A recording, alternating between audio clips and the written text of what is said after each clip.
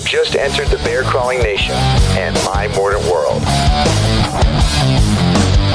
This is our Ronn Bauman, and welcome to the other side of live. Tonight we are doing a special show, special on two levels. It is called Your Money or Your Life. And it's especially that it's tax season, so I thought we would talk about money a little bit and riff on that, since people, in trying to chase and catch their dreams, they seem to put money on the back burner. Well, I just want to be happy. I don't need money. And I think that needs to be addressed a little bit. And also, we are going to have a guest call in with my good buddy Ronn Bauman and fellow Tortuga Twin. I was hoping he was going to make it into the studio tonight, but he is not. He has a life and a family, and he is going to give us his take. He's been following Dave Ramsey and the Total Money Makeover, which is basically something that gets you off of your credit cards and using your own money to set up your life. And so we were going to be talking with him just a little while later. But before we get into all of that, I'm going to do a social chat right now, which is also called stalling. Stalling. So what did you do for Easter, Big C? Is your microphone working? Test to it, yes. Actually, I sent the wife and the kids off to the in-laws for big Easter dinner. And I washed dishes, and I washed laundry, and I cut the grass. We had a tree in our yard. Was it here? Was it in the yard last time you came? I don't remember. There's a storm that came through, knocked down a rotten pine tree.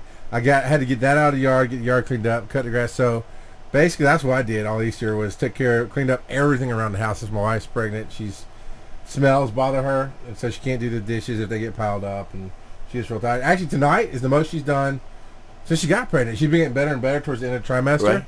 Right. So, yeah, she's actually downstairs vacuuming and being busy, which is a good thing. So Easter actually falling on what used to be an ancient fertility festival, we are going to talk about, in honor of that, we're going to talk about your wife's pregnancy tonight. Right. What, did you have a hand in that? Because I didn't. No. So, yeah, so your gift to her was cleaning up around the house and all that? Yeah, I've been trying to manage that forget that. I've been trying to manage that ever since she got pregnant, because she just hasn't made it. I mean, this one put her on her butt. I mean, right. It really has fatigued her out, and she's been real unhappy with it, because none of the other pregnancies were like that. You know, this is textbook pregnancy, and before, I guess, she had great pregnancies. Right. Because, yeah, I'm going to look up here so I can see you.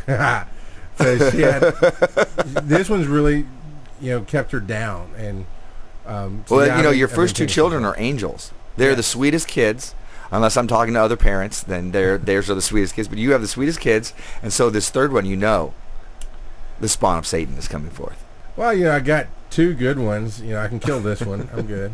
It's fine. Nice. Yeah. Very good. So, of course, you can set up that camera if you want to, so they can see your smiling face. It's fine. I was working at the festival and making merry out there, and it was a very quiet festival. On Easter Sunday. Oh, yeah. Here at the Ren Fest in Georgia. That's right. Here in the South, all the good Christians are in church. And then they go eat lunch. And then they go eat lunch, and then maybe they might show up at the festival afterwards. So crowd-wise, for you, crowd-wise is bad, but for somebody who doesn't want to get in the middle of the crowd, Easter Sunday's the day to go? Yeah, it would have been good. Here, not in other places. Other places it's slammed because they've trained their audiences to show up there. So how many people we got showing up here on the left? It looks like 21. Yeah. Hello to everybody. And, of course, nobody. If you want to call in and chat with us right now, it is 813-413-7133. So I guess we can begin. Do you have something you want to say? Yeah, your title, Your Money or Your Life. Your Money or Your Life. That's a great title for a donation widget on your new website. Donate now, Your Money or Your Life. Your Money or the Live. So, no, I just heard in talking in law of attraction circles, in dream catching circles, and everybody who's just trying to live their lives and live beyond the paycheck to paycheck. And, a lot of people settle for that whole, I just want to be happy. I don't need money. And, you don't need money to be happy and all that. And I think it was Bob Proctor who said that you're right. You're absolutely right. Money does not get you happiness. Money is for comfort. And I think it's for one thing else as well. We have a call in. Let me finish my statement. I'll introduce this person. Money is for something else as well. It helps you extend beyond your reach. You know, if you want to help people, if you want to help your community or whatever, money does help pad that and move you beyond that. And there's no wrong in it. It just depends on what you do with it. It's the person dealing with the money. How much of a good steward are you with that money? And speaking of good stewards, our first call is my good friend and fellow Tortuga twin, Mr. Ronn Bauman. Hello, Ron. Say hi. Well, hi there. How are you? I'm well. How are you doing? Oh, people are clapping for you.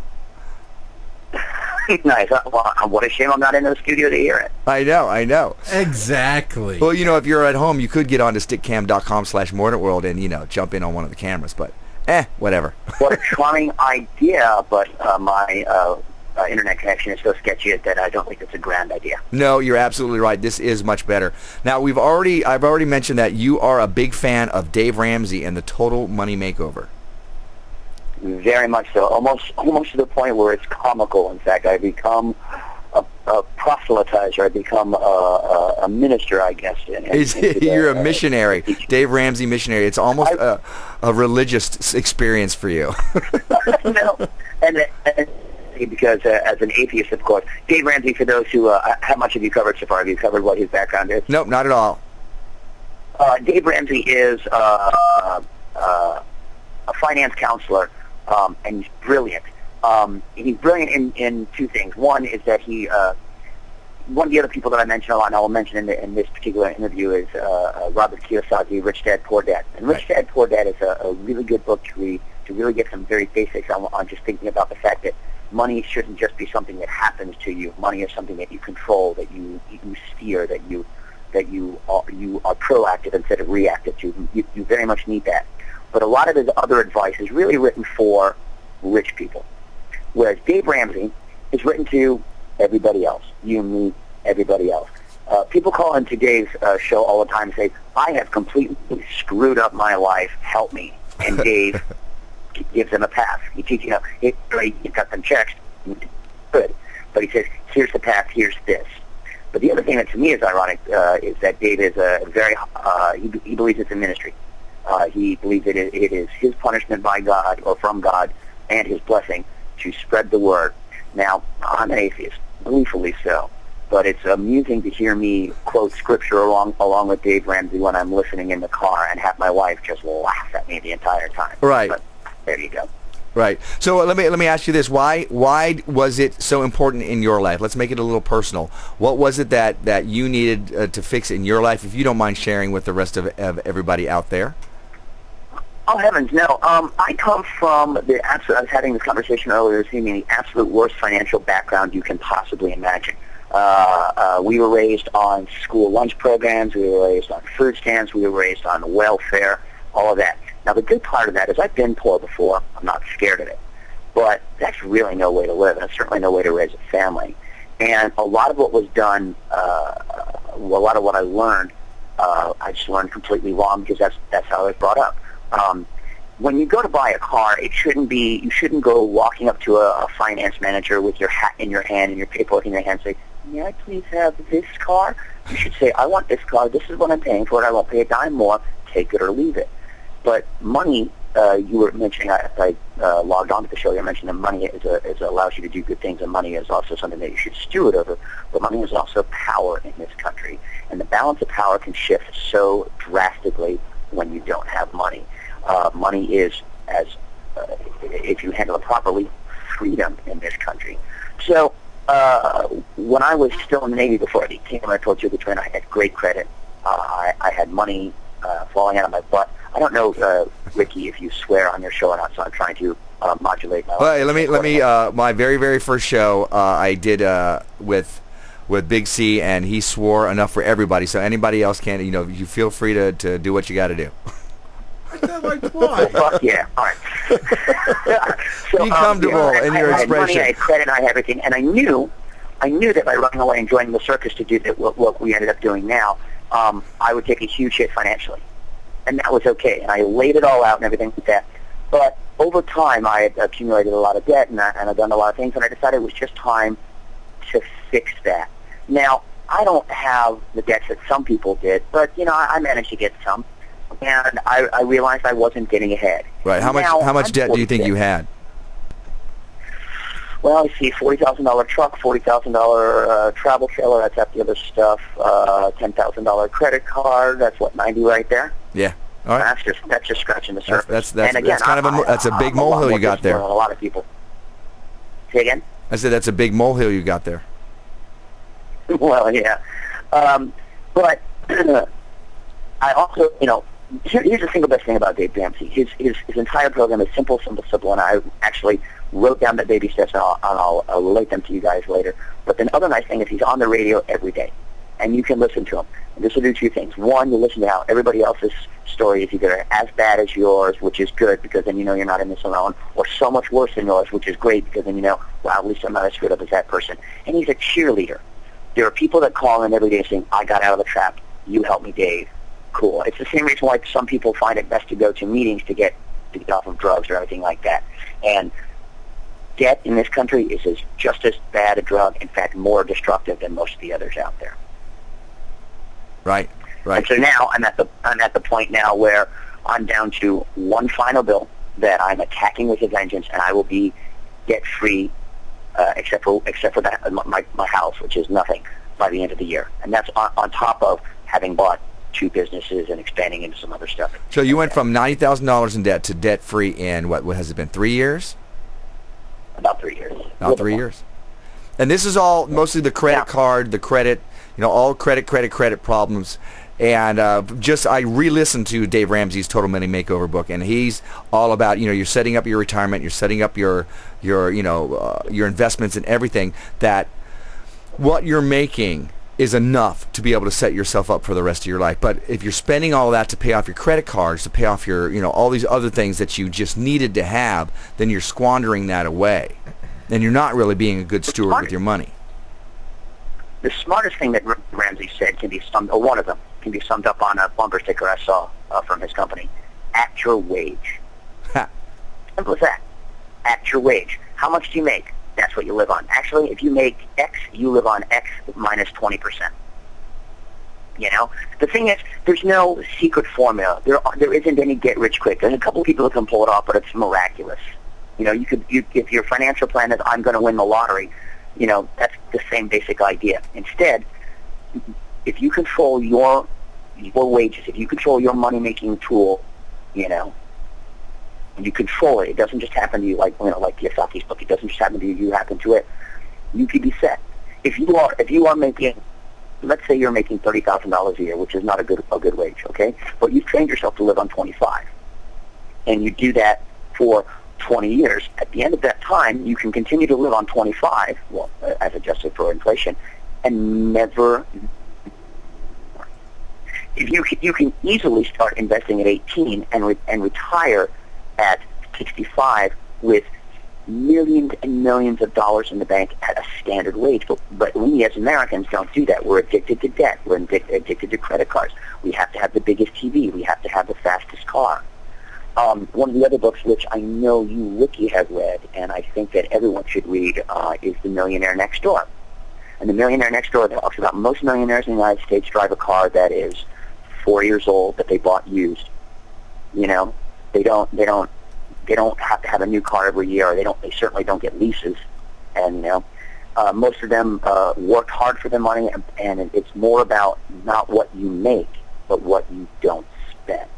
Right, and you're right. I do love the author of the book is Thomas J. Stanley, and he's actually, I think he lives in the Atlanta area. And he wrote The Millionaire Next Door and The Millionaire Mind. Both of those are very good. I recommend listening to them. They can be a little dry. There's a lot of statistics, but when you're listening to them, it's very intriguing. I think I would have a hard time reading them, but they are one of my favorites, and actually I've listened to them a number of times. So I do recommend that. And my favorite. I remember one time, in fact, you listening to Millionaire Mind when we were driving in the car, and it's like, it is a tad dry, even on the book on tape. Yeah. One of my favorites that they talk about American millionaires is that most of them, statistically speaking, most of them shop at JCPenney's as far as their clothing. I'm like, really? JCPenney's? Well, sure. But that's why. See, here's the problem. If you're making $50,000 a year now in America, odds are you're spending $60,000. Right. And so then later on, when you increase your income as is standard to 60, now you're around 75. You're never going to get anywhere that way. You had all these people, most of the crisis that we're in right now were because a bunch of people who couldn't buy houses bought them anyway because they were all been told all their life they were a great investment, and that's arguable. I've seen both sides of that argument, okay? And so Dave Ramsey, again, for example, says if you buy a house, you buy a 15-year fixed mortgage. That's less than 1/4 of your income. So, you do the math. If I'm making $50,000 a year, I need a 15-year fixed rate mortgage that is 1/4 of that, okay? But people won't do that. It's like, well, I can afford to pay, $2,000 a month to get this, $300,000 house. Clearly you can't. Right. Especially when the bottom drops out. And there was a lot of speculation, and that was a part of it, and everyone was buying houses and flipping, and that was part of it too. But really, it's people just don't understand, here's how much I have. Here's how much I can afford to spend. Back to one of the things that my mother made me very badly at. Never ever go to buy a car and say, well, what are monthly payments? What can I afford a month? That's not the question. Clearly, you don't want to get yourself into a deal where, it's all about, I'm spending more a month than I can, but it should be, this is my bottom line, this is it, not, give me a 16-month loan instead of a 38 or 36-month loan or whatever it is so I can get a better car. What do you need? What do you really need? And I'm terrified for some people for the future. Right. And speaking I just want people looking. Speaking of buying cars, the millionaire next door also mentions that a lot of American millionaires do not buy brand new cars. They about 3 years old. Yep, 2 to 3. Let somebody else take it on depreciation. You still get just a fine car, and if you're out to impress somebody, you'll impress them all the way to the poorhouse. Right. But if you want to think smart about what you're doing, there you go. One of the richest men in America is Buffett, Warren Buffett, yep. who still lives in a house that he bought, 40 years ago, and it's this little, 2-bedroom. But really, what do you need? And look at some of these mansions now that will cost, a fortune just to heat and cool, let alone how you're going to pay for them. And it's like, do you really need that much? Yeah, how much house do you really need?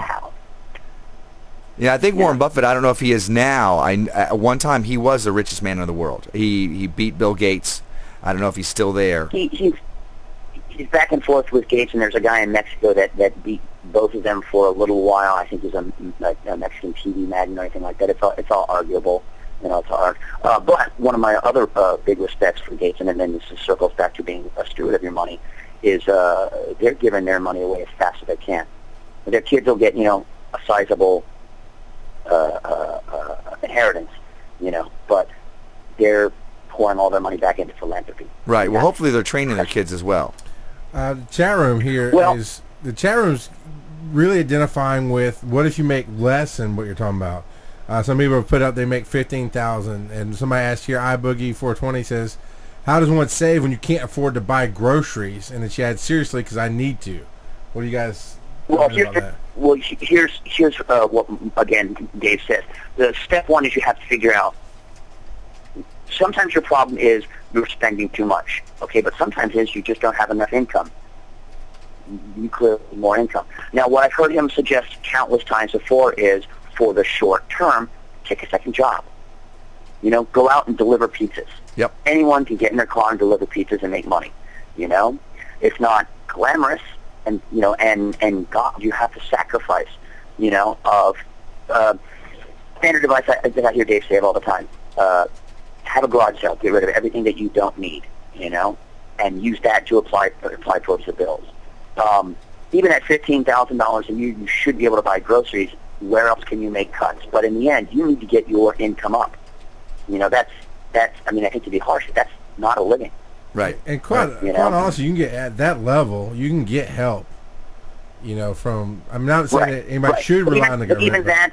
Even that is a Band-Aid on a severed arm. Yeah. You want to fix your own. You want to fix your own self. You want to take charge of your own destiny. Yeah. At that level, how much are you paying for? How much are you paying for your Right. cell phone? How much, what is your car payment? Is there a little bit of fat there that you should really be cutting off if you can't afford to buy groceries? This is not to admonish you. I mean, America is coming on hard times. But if you've got this, this huge cell phone plan or something else that's sucking your money away, that's something you might want to look at. We just lost him. So, and just for those of you out there who were listening to Mr. Bauman, we just lost him. I hope he will call us back in a moment. But until then, I'm going to take this slight break to say that Ron has gone with the Total Money Makeover. He's been doing it for the last 3 years. He's gotten me on it. As of now, my truck payment, I've had my truck for over 6 years, so I got rid of that payment last year, like August, September. I paid it off. I might even paid it off earlier. So I took the car payment and I put it in on my next bill, my credit card bill. And I had bought my computer. I needed a new computer. I had bought it with my Best Buy credit card. So I used that on that. Today, I just paid off the Best Buy card. So I'm slowly rolling at things and working at things. And we have small munchkins coming to say hi. Good night. Always love your family. Even if they're not your family, you love them. Good night, kids. Right, night.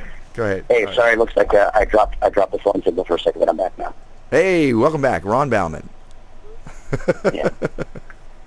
So, John, Well, again, ask yourself why you're in a job that is paying below poverty level. Is this something that you can change? Do so. Right. But in the short term, to get ahead, take that second job. I do not give this advice lightly. When Ricky will tell you, I don't know how much he's told you guys in the past, but when we first started touring with Renaissance Festival, we weren't making anything. And there were times when, the first dozen years or so, we had to work really hard in the winter to support our summer touring habit. I have been periods in my life where I've worked 7 days a week, 15, 16, 18 hours a day, nonstop, for months. If that's what you have to do, that's what you have to do, Thankfully, I don't have to do that anymore. But, you take care of the machines. And also, honestly, prioritize. In the end, if you're swamped with credit card debt, if you're swamped with this, if you're swamped with that, you make a list and you just pay to what you have to until you run out of money. Okay?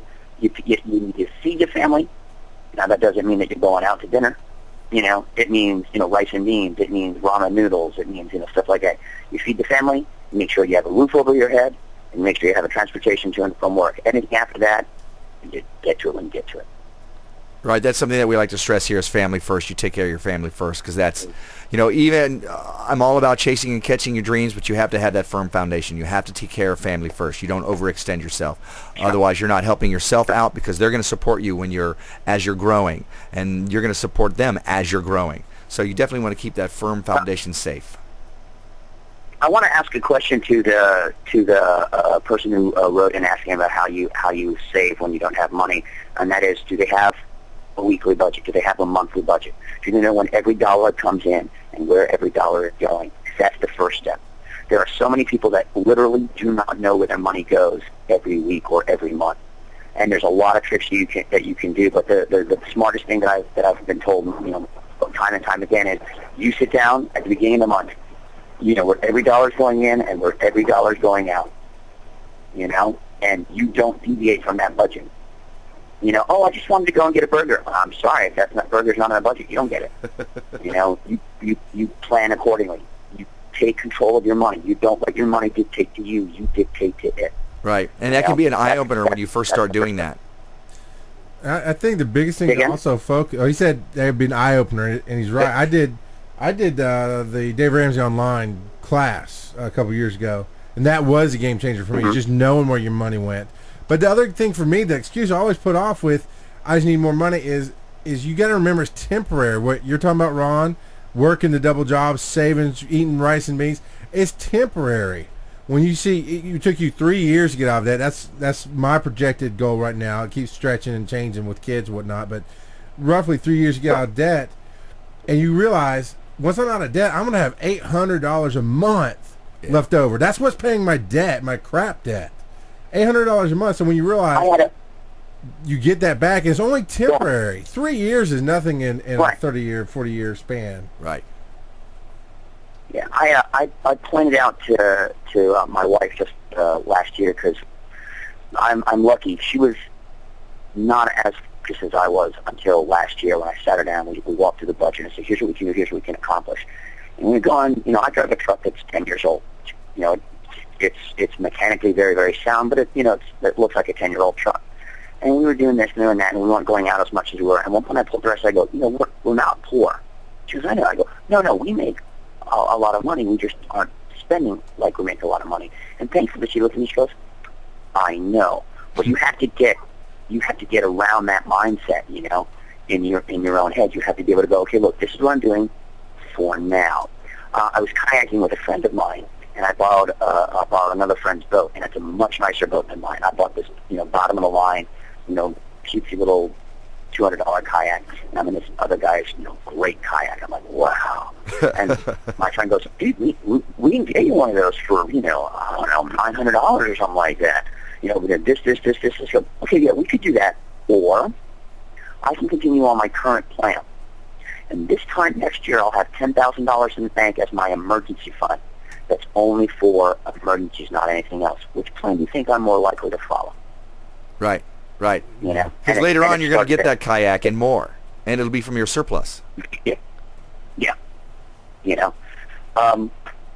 It requires a lot of discipline that we as a culture aren't taught anymore. I mean, and I can speak of this with the utmost surety because, me, better, faster, shinier, Ricky will tell you anytime the new computer was coming out, I got to get this, I got to get that. Yeah. And it took me a while to get off that particular merry-go-round,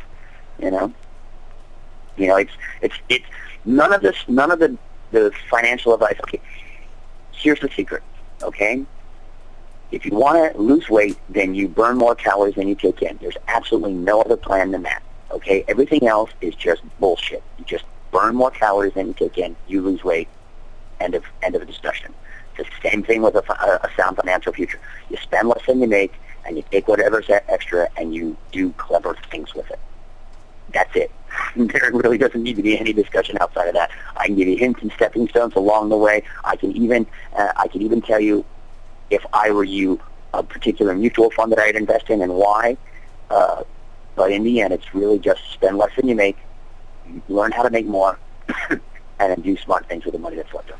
Ron, now I think I know the answer to this already, but I'm going to ask it anyways, and maybe just stir up a little bit. Do you have a blog or anything that you're talking about your trek through this, or maybe that you're giving some advice on, or have you thought about doing that maybe? Because you seem to have a lot of information here. Did you? Are you giving those documents that I sent to you as P4 download from the show notes or whatever? I'm sorry, say again? I sent you an email this morning, a whole list, it's like 60 pages or whatever it is, of documents that I've collected from a vast bunch of sources. And I was looking at that and going, I could really recompile these and rewrite these and put something together like that, but I don't currently, it's not my focus right now. Right. No, I can. I will find some way to make it available to the people if they want some. I'm looking at Big C right now thinking, okay, how do we do this? Yeah. We can work it out. Yeah. Excellent. What I've heard done on other podcasts is they have like show notes, and you just go into the show notes, and there's a link to it out there to download it or whatever. But that's neither here nor there. It's all readily available stuff from everywhere, from Motley Fool to Yahoo News.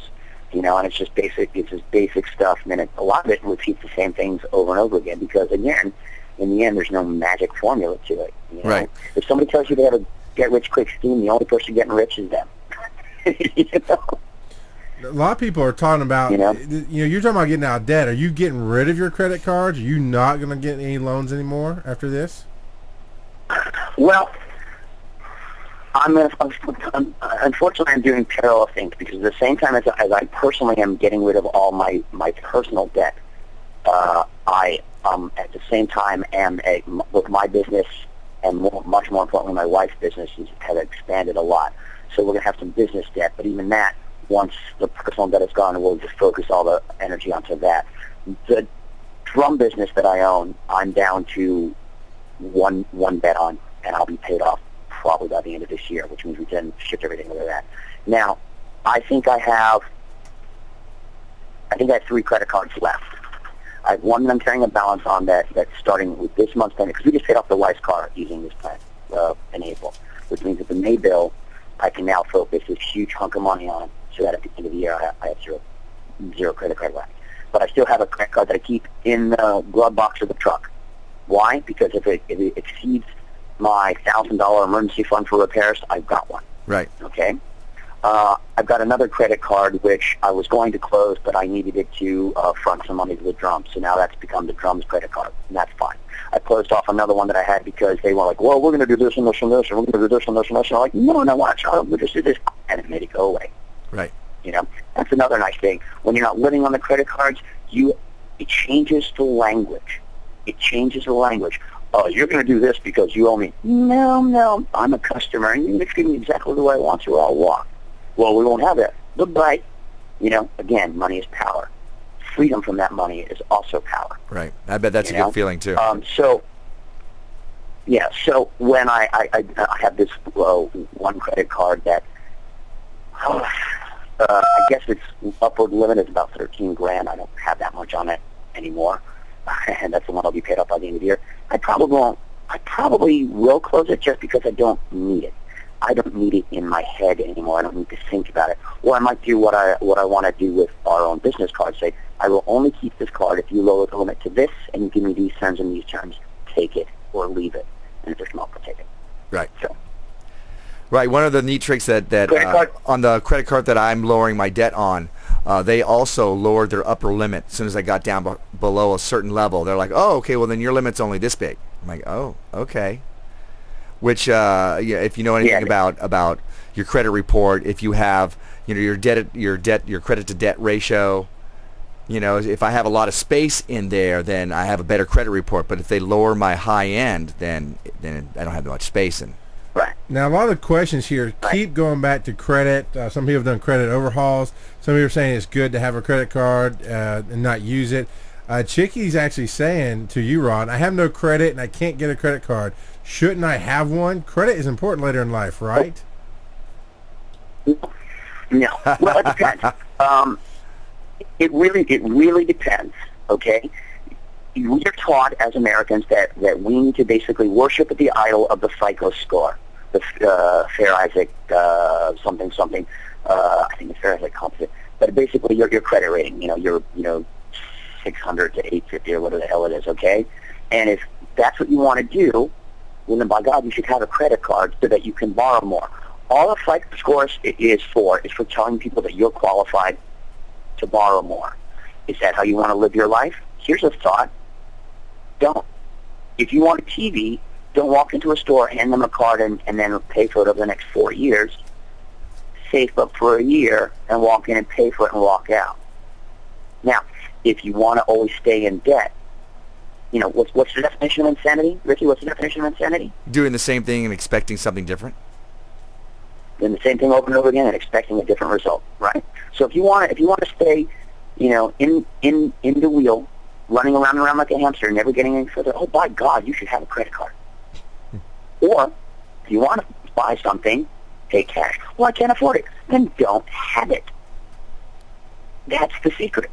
I can't afford it. Then you shouldn't buy it. Well, arguably, yes, you deserve that.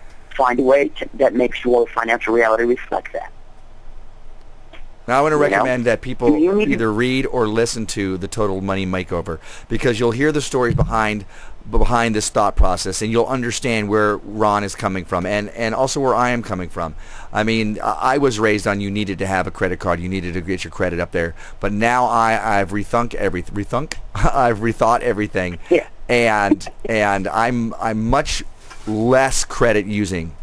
Whenever I do it, I know that it's hurting me and hurting my ability to stay off of that kind of addiction. Anyways, I want to throw out there to people, if you want to throw your questions at us or at Ron, 813-413-7133. We will be able to shoot answers back at you, and I'm going to ask you, Ron, if you have time to, I want you to go ahead and walk us through those baby steps that Dave Ramsey talks about. I got a couple from the chat room. Go ahead. let me cover one other thing first, because there's something else that people don't talk about a lot. I want to circle back to this credit card thing. The two other arguments that people have for owning a credit card are, well, what if I need to book airfare? What if I need to do this? You can do all that with a debit card and still not get into a financial hole. Especially even a rental car for credit. The only way you're going to even a rental car, they don't need. I thought years ago they needed a credit card, not a debit, but now it's changed. No, it's you changed. can still do it. You can still do it with a debit card. Not everywhere, but there are definitely places, and you just find the place. And there are name places like a National will do it. Some Hertz locations will do it, depending on the owner. So it's not just some hole-in-the-wall rental cars. You can find them. And if they want your business, they'll take the cash or the debit card. Right. You know, and here's a lot of things that are coming up in the chat room. A lot of people think it's important to have credit when you're looking to buy a house or a car. I know Chicky says she's scared that if something goes wrong with her car in an emergency, she'll be screwed. Why don't you guys talk about, first off, the emergency fund and what the idea behind it, some of the baby steps there, and then go into how you can buy a house without using a credit. All right. And we lost Ron on that one. So, he bailed out. No, one of the first steps that Dave Ramsey talks about, and it sounds like that we're just preaching the Dave Ramsey religion right now, but it's a very good way to get back on track as far as your finances are going. And we've seen it work. You know, we've seen it work in Ron's life. It's beginning to work in my life. So we have practical experience with that. But one of the very first steps is getting yourself an emergency fund, and he recommends getting a $1,000 emergency fund. Yeah, I'm back. Sorry about that. It made a really neat sound while I lost the signal this time. Okay, here, let me go down the baby steps that Dave Ramsey lists, and then I'll cover some of the other questions. Step number one is, of course, a $1,000 emergency fund.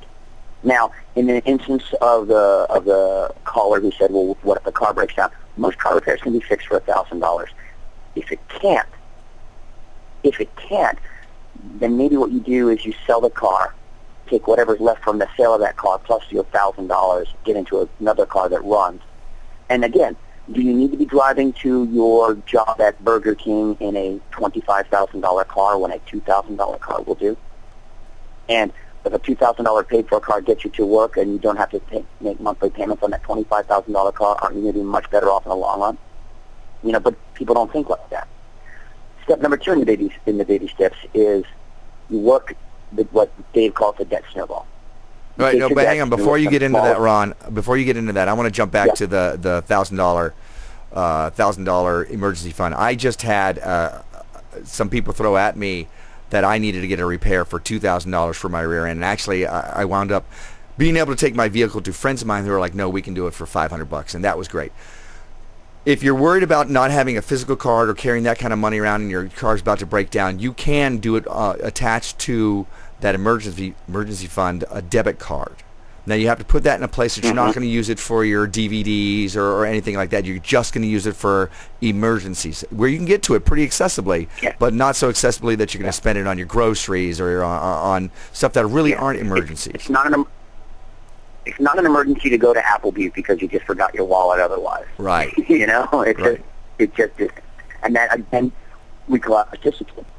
You know, what the that my family does that helps in the whole process, and again, something I learned from Dave Ramsey, is you put money in envelopes. This is the money for this. This is the money for this. This is for the money that you do this. I do it myself at the beginning of the week. This is what my money is to spend on this. And when it's gone, you don't do that. So if I want to go out to sushi and spend $70 for sushi, which is quite an expense, that's fine. But that just means that now I have, my weekly budget less $70 for whatever else I have to do. And you just have to exercise that discipline. You know? Yeah.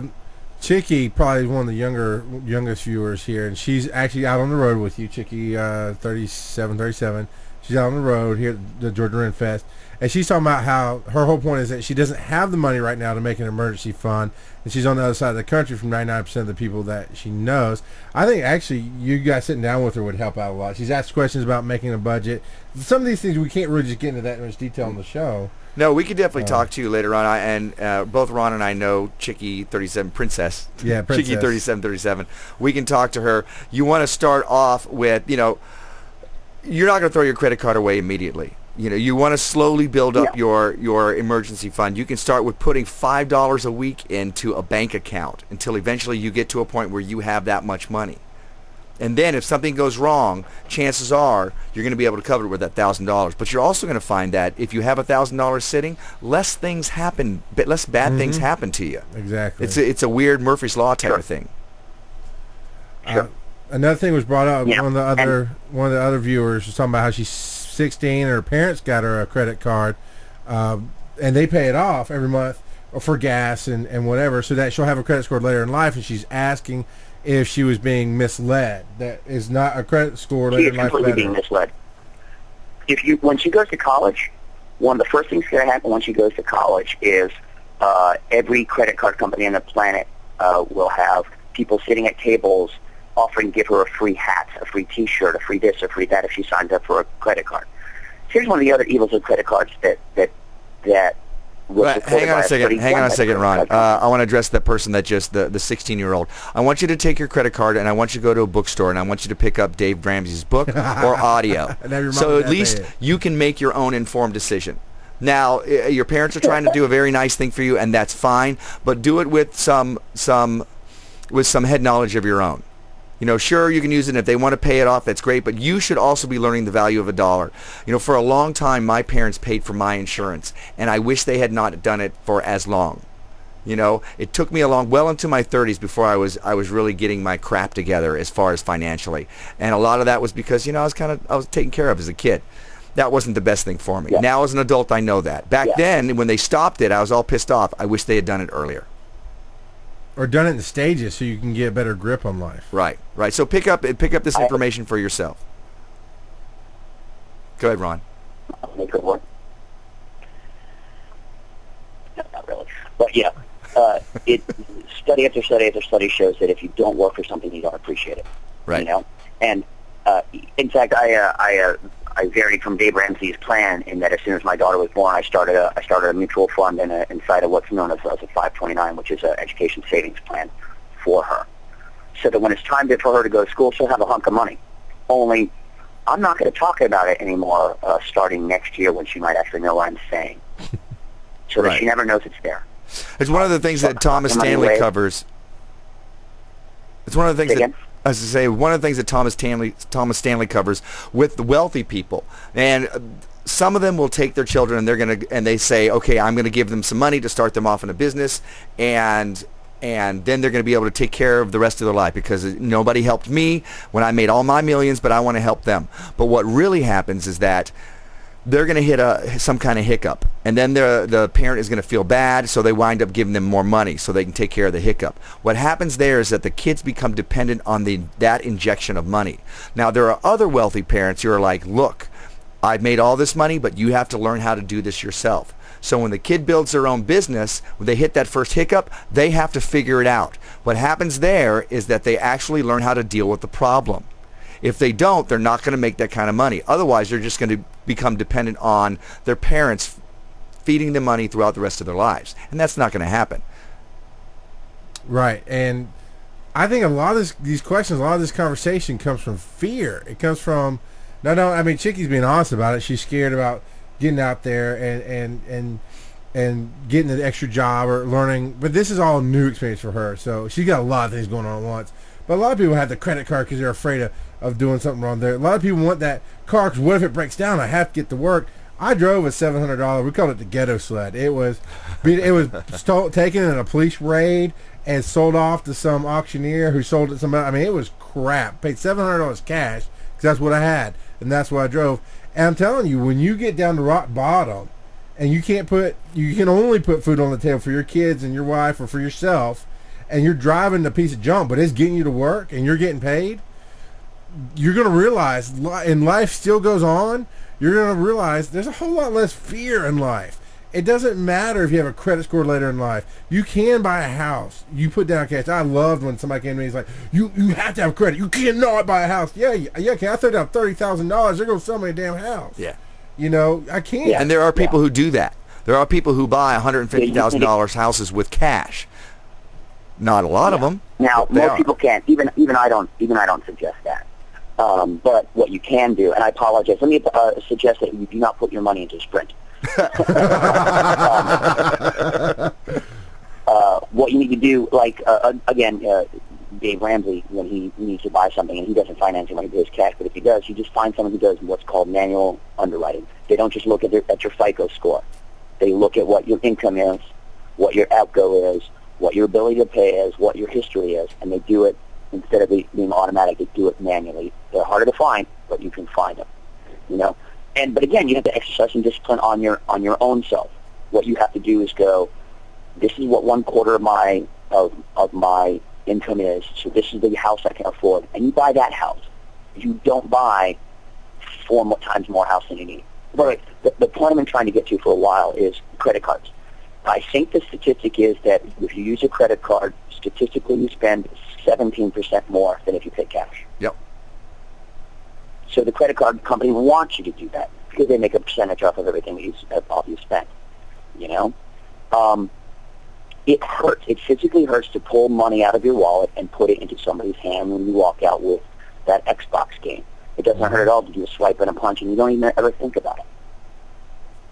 You know, I don't suggest to Chicky 37 that she throw a credit card away immediately, but I do suggest that she put more than $5 a week into a fund, and that once she has a $1,000 fund set aside, she'll breathe easier.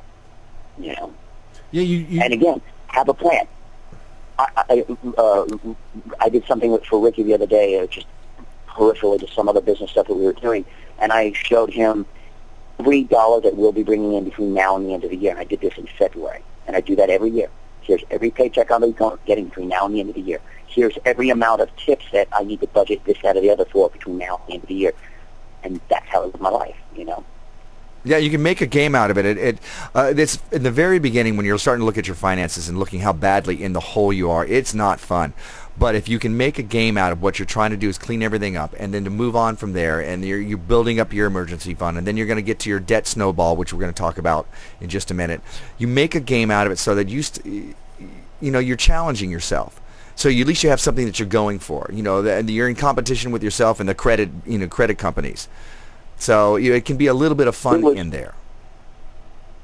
It was really fun for me earlier this month to send the last payment into the car. And we only bought the car because Heather was in a car wreck, totaled her car, and a friend of ours said, hey, I'm going to help you out with that car. Didn't, you know, and so we ended up going to CarMax of all places, and we got a fine car, a fine deal and everything like that. And it was kind of silly, and then we realized we don't really need it, and so we sold the car. But you can't sell the car because we owe more than it's worth, so we did an under-the-table selling deal to somebody else, and then I just put every spare dollar I could into getting that car paid off. And it's paid off almost 2 years early.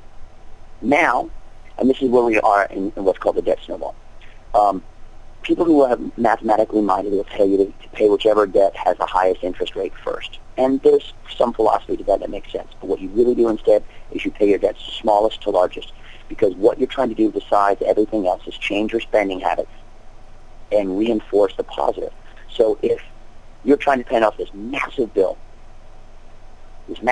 and it's taking you forever, you don't ever get the reward. You don't get the adrenaline rush. But you pay off that little bill and go, oh, ooh, that was fun, let's do that more. And then you take everything you're putting on that little bill and you put it on the next bill. Now it's even a bigger ball. Ooh, that was fun. You know, it's going to allow me to pay off this one massive credit card that I've had that's been sitting around for a while by the end of the year, because I'm just pouring every dollar into it, and the amount that I've freed up has gotten so large. Yeah, if you join a diet and your diet doesn't help you lose weight if it doesn't show you losing any weight for the first week to a month, you're not going to stay on that diet very long. But if you start losing pounds within the first week, and then the first couple of weeks, and then into the first month, you're going to keep going with it because you're excited about it.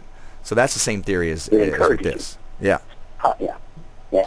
Positive reinforcement. And it does feel good. What Dave recommends. Say again, please. I said it does feel good. I was telling one of the times when you were alpha, we have a lag. I was telling them one of the times when your phone dropped off that I had just paid off my Best Buy bill, so now I own my laptop free and clear. It felt good. Congratulations. Let me cover the 2 steps. Okay, we talked about the $1,000 emergency fund, and the $1,000 emergency fund is just a starter emergency fund. You're right. You could easily have a $2,000 car repair. that would sink you. But I'll tell you, you'd be a lot better off having that $1,000 and nothing at all. You know, and there have been times in my past where that has saved me. The second step in the particular debt snowball is, as we mentioned before, is the debt snowball. You know, you take smallest to largest and you just pay them off, and you put every dollar on it. You know, don't spend what you make.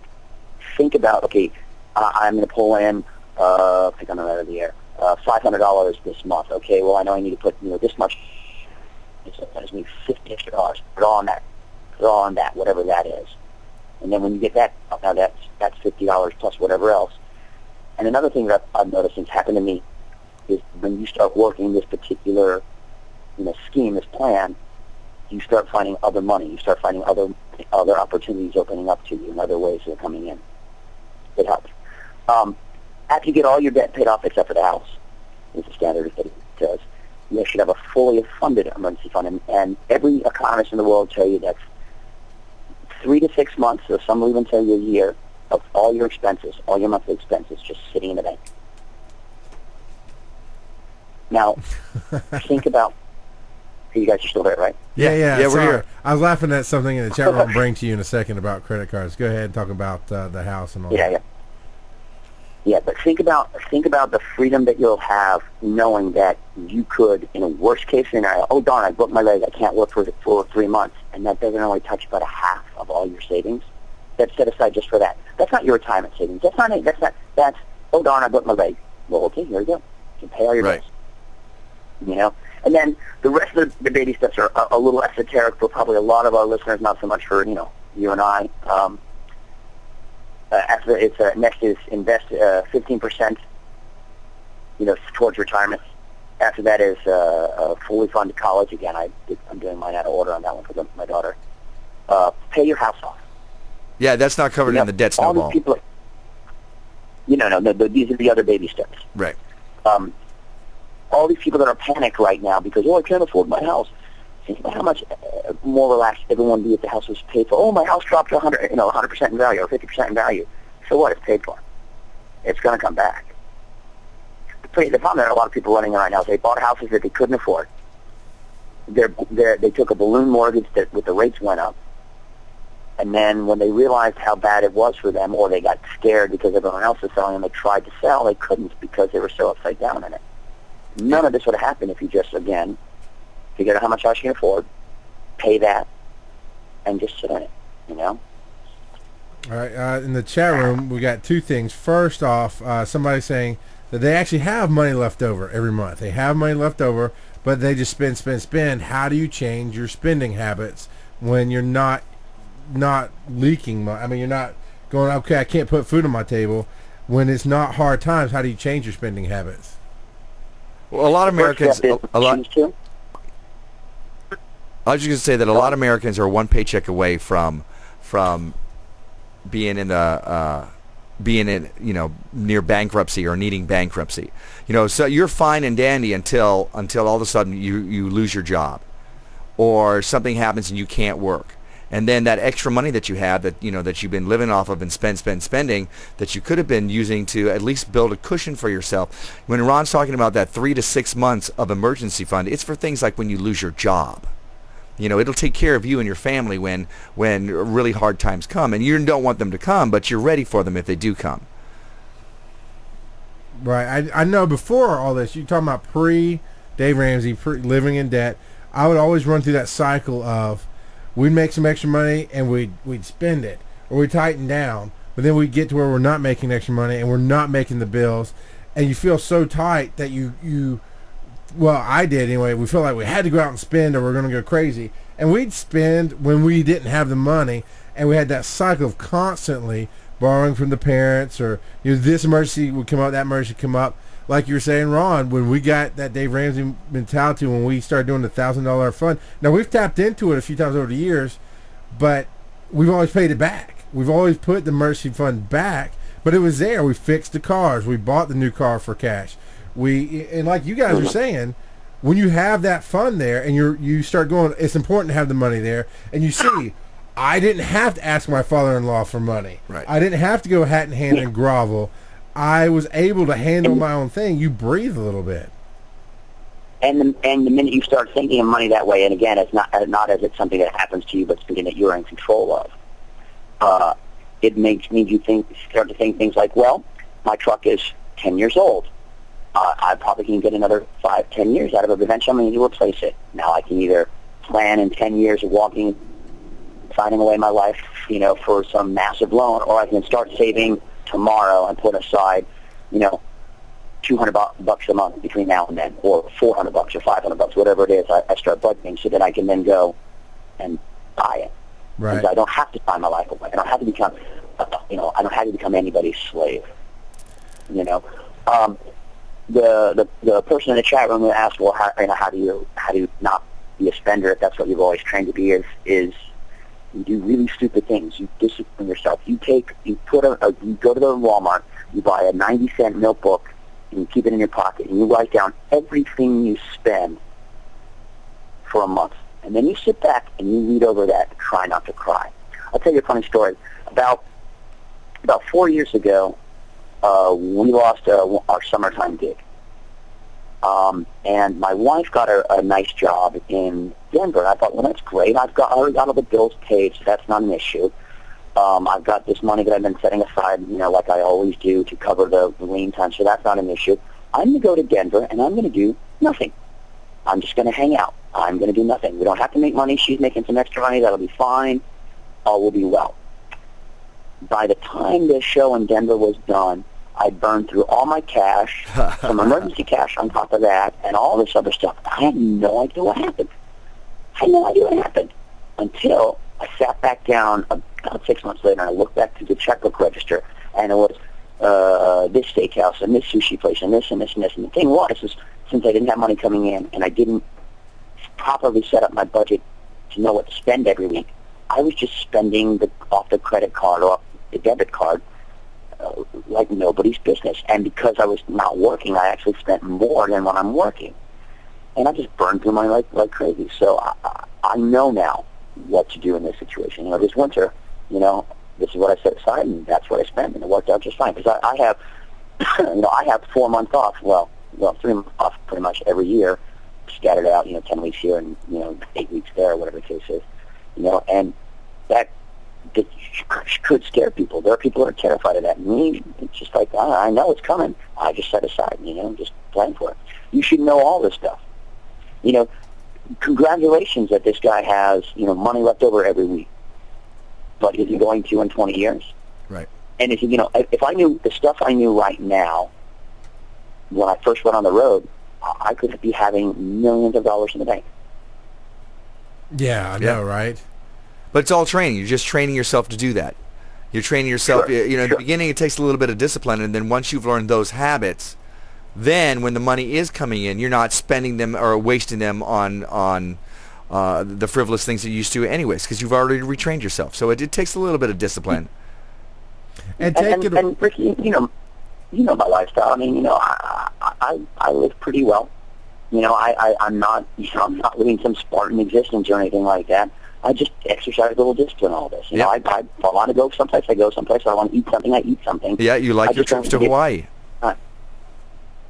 Yeah. But you can afford them, too. But, I got you both one. My wife's pregnant. She has no insurance. We're going to pay cash for this baby. It's going to be $5,000, and we already have the plan in place to pay off the OB and the hospital, and combined it's $5,000. Because we know where our money's going and where it's coming from. That's awesome. Yeah, and you do have 9 months to plan on something like that, Exactly. Yeah. You know how to plan. Yeah. And when it's extra money, don't make it extra money. You put it somewhere. You put it in a savings account away. You put it in a fund to repair the Winnebago, or you start planning for your trip. We're also going to go to Disney this year with the kids, and we're planning on paying for that. We've got the plan in place. Right. So it's not extra, because right now I'm in a situation, luckily, that I have quote-unquote extra money. Because my bills are at a certain, like you're talking about, what you bring in minus, 20, 25%? That's what I was living at, but I'm doing a lot of overtime, so I have a lot of extra money. But we automatically started putting plans in place. My damn mouse isn't working. There we go. We put plans in place so that we could do the vacation, and then the baby came along, and we thought about it, was like, that's really not going to derail the vacation. We have a plan in place for that too. Right. So, I mean, So what we're talking about here is just changing your financial blueprint, changing the way you do things, learning a new way of doing stuff. It's like, again, we go back to the diet reference. You know, if you go on a diet for a while, and as soon as you're done with the diet, you go back to your eating your chocolates and your bonbons, but there is no going back to what you do. If you really want to do it, you're changing the way you do things. It's the same thing with your finances. It doesn't mean you're not going to have a good time. We have a good time doing what we do. Mm-hmm. You know, I wasn't kidding when I said Ron takes his trips to Hawaii with his wife because he can afford to, because he set himself up so that he can do that. Exactly. You know, you're gonna pay for it either way. Okay, if you're gonna go to Hawaii, you're gonna pay for it either way. So you can either pay for it less expensively by planning for it and setting it up in the future, or you can pay for it with an additional 18 to 20% credit card charges tacked onto it and spending more than you should have spent in the first place and stressing over it. You know, most people live 1 or 2 paychecks away from the poorhouse. Not me. And I don't think anyone should. And you have the choice not to. Oh, hey, by the way, the next time the phone drops out, consider that my goodbye and have a nice night. Well, we're almost here at the end anyways. I think we've covered our hour. Lovely. So was there anything else that you wanted to... Fun. I will come back and do this sometime if you would like me to. No, you were great. You were wonderful. And I'm sure we can tell by everybody was quiet. Nobody called in. So I think they were all just kind of digesting it, but the chatterbox was all full tonight. And I got one more thing from the chatterbox I think you really want to tackle before we get off here. And somebody's like, what about these credit cards? If I have a credit card, I get money back, right? You see these 3% money back, 5% money. That was a question. No, just do the math. Yeah, Just you're paying more in your interest rates for that. You're spending like the credit card study said, you're spending, I think the number is 17% more by doing that. Okay, and you're getting, 1% cash back? Here's a thought. Don't use the credit card, and then you're getting 1%, let's say, of your charges back, but you're paying 8 to 10 to 12% in interest fees. Right. Now, well, I pay it off every month. Well, maybe you're one of the few rare people who has that discipline now, but talk to me in 5 years and see where you are. Okay? Yeah, and usually those cards you're paying a higher interest rate. Cash for everything. Exactly. And before you get dropped off, everybody in the chat room is telling you, thank you, Ron. This has been very informative. Thanks for coming on. Thank you.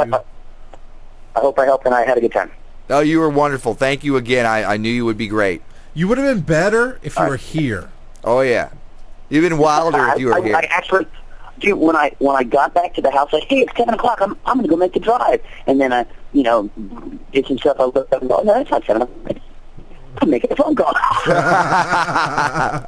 Well, thank you very much. I will see you, I don't know. I'll see you this weekend sometime. Contractual obligation. I'll see you this weekend sometime. You know what I'm doing tomorrow for Student Day? What? Nothing. I'm doing nothing. I'm going to a movie, and I'm paying cash. See, that's what's great is actually it's a student day at the Georgia Renaissance Festival tomorrow, and the Tortuga Twins are not working, and I, for one, am very happy about that. Although our cart is open, so they can buy stuff. And yes, we do take credit cards. Really, if you're going to use your credit card anytime soon in the next week. Here's how much of a stand-up guy. Dave Ramsey, you cannot use a credit card on the site. You can use a debit card, but you can't use a credit card on the site. Wow. Yeah, he's pretty stand-up about that. He believes what he preaches. Yep. Now, don't for an instant assume that it's not a business. The man is making money, and I know that, and I do not begrudge him a bit of it. But, I think the guy is awesome. I actually called him one time and got him on the phone because I wanted to ask a question about my own particular lifestyle. And he slapped me around a little bit and said, no, that's all nice, that's all this, but no, you should do this and this. And this expense is coming. Why don't you just do this? Like, okay, dude. Thanks, Dad. Yeah. So, all right, man, I'll talk to you guys later. All right, bye, Ron. Thank you very much. One thing to throw out to everybody who believes in credit, I had a partner of mine when I worked on the ambulance, and he worked 2 full-time jobs as a medic, making $80,000 a year. His wife sat at home, did nothing, and he was stressed. He could not buy lunch meat for himself. Right. Because they spent $120,000 a year. Yeah. And it blew my mind. It led to divorce. It led to ruin. And somebody's talking about up here, when you're on vacation, it's no fun when you're thinking about how you're going to pay for it when you get home. I had those vacations. I've taken my wife out to go gamble for her birthday, and she's like, well, how you going to pay for it? Let me worry about it. But I wouldn't worry about it. I just pay for it, and we come back, we could pay our bills. Dave Ramsey, what do you say? Either you dig yourself out of the hole, which is a debt snowball, by lowering your output, or you raise your input, or you do both. And I had to do both. Somebody in here was a preschool teacher making $15,000 a year. You got to either have a husband or a partner or somebody that brings in money, or you got to get a different job, because $15,000 a year is not going to cut it. Right, and especially if you have a family. So remember, it's not about how much you make, it's about how much you keep. Again, Thomas Stanley from The Millionaire Mind and The Millionaire Next Door talks about these people who are making 80 to 100 to 200 to 500,000, and they're not keeping any of it because they've spent it all on credit, they spent it all on their big houses or whatever. That's not America's millionaires. America's millionaires are sure they're spending money on their businesses and taking care of their family, but they're living within their means, and that's the trick. Living within your means, not having to get everything out there. Even I have to crunch down some of the things I have. I'm like, do I really need to spend this much on this game? Do I really need to spend this much on Audible.com? Well, yeah, Audible.com I do. $22.95 a month. Yes, I will spend that much money. Not an endorser of this show. Not an endorser. I freely talk about them all the time. So it is about how much you're gonna keep, how much you're gonna protect yourself. So make sure that you do that if you can. If you're gonna use your credit card this week, pick up the Total Money Makeover by Dave Ramsey. I recommend it always, always, always on Audible because you can listen to it over and over and over again. And even this time, when I listened to it getting ready for this show, it got me excited about doing what I'm doing again. And before I was just kind of doing it. Now I'm like, yeah, I'm into the game again. So I'm going to pay things down. And I'm sure you're excited. You and I, I'm not going to discuss it here, but you and I discussed what you make because I was curious. I was making at one point $32,000 a year, and I was getting by. I wasn't living big, but I had 2 cars that ran. I could put food on the table, and that my partner was making the $80,000, and his wife was spending money, burning money, and he couldn't buy lunch meat. And I was like, I don't understand that. I don't understand that mentality. You're making more than double what I'm making. Yeah, I live at peace, and you don't. Right. Yeah, I don't understand, and that's what we're talking about. It's peace of mind. That's what I was talking about earlier, and let you wrap up here. But when you start paying off that little bit of debt, when you know you have that $1,000 emergency fund, you breathe easier. Right, and then you get excited about when you're paying things off, and then you're finding yourself with this. When you're paying, $100 to $200 to $900 a month paying off your credit card, suddenly you're not paying for that anymore. That's going into your bank account. It's going to your emergency funds. It's going into your investments. It's going into your trips to Hawaii. I love Hawaii. I've been there as an adult once recently. Loved it. I can't wait to go back and be able to pay for it. And I'm being handed a note. I'm going to pimp out. All of the podcasters from Bear Calling Nation are inviting all of their fans to come out to the Georgia Renaissance Festival on May 18th. That is a Saturday. May 28th. May 28th. It's a Sunday. It is a Sunday. So figure it out. I think the event is on the Facebook page. It's on all of our Facebook pages. So it is May 28th. We are going to have a field trip at the Georgia Renaissance Festival. I'm going to be there. Ronnie Rocks is going to be there. Big Chef C Jax is going to be there. Yeah. Chef Jax is going to be there. And hopefully a lot of you are going to be there as well. And, some people are going to come to my show, or you're just going to hang out and do things together. Whatever. We're just going to, it's a informal field trip. So come out and see that. Also, I want to invite everybody in 2 weeks for our next The Other Side of Live. That will be on May 10th. And we're going to do what we did last week, which is another variety show. And that means you just call in with questions. And since I had a lot of fun doing that, so I want to do that again. It could be about anything. We may have a slight theme. We may talk about money a little bit again. But just call in. That will be on May 10th, The Other Side of Live, 9 p.m. I've been told that May 28th is a Saturday. All right. So apparently I goofed that one, and I'll have to ask off work to go. I will be there.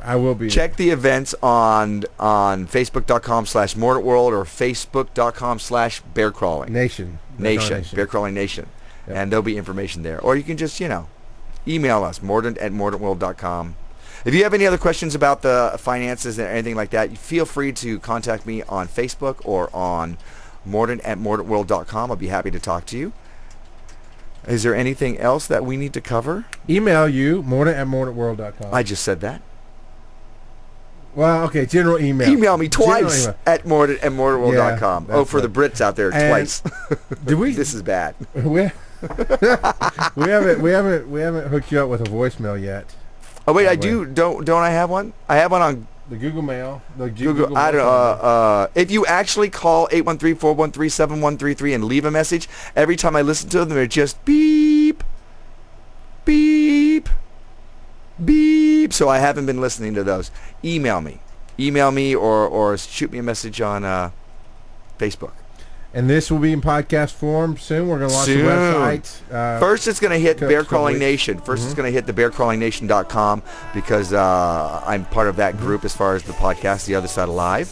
But soon I'm going to have mordantworld.com up, and you'll be able to find all of my podcasts, all of these live shows in podcast form. Not video, but audio, so you can just listen to it in your car, blah, blah, blah. I think that covers it. That covers it. All right. This has been a lot of fun. I hope that you all enjoyed it. I'm going to read over the chatterbox because I can't see it from here. And everybody was quiet tonight. Nobody called in, but I think Ron was shooting out a lot of good information. And I'm glad that you got a chance to listen to it. Thank you all once again. This is R. Mordant Mon with The Other Side of Live. Ciao, dream catchers. Hey, soul sister, ain't that Mr. on a radio, stereo, the way you move, baby, no. Hey, soul sister,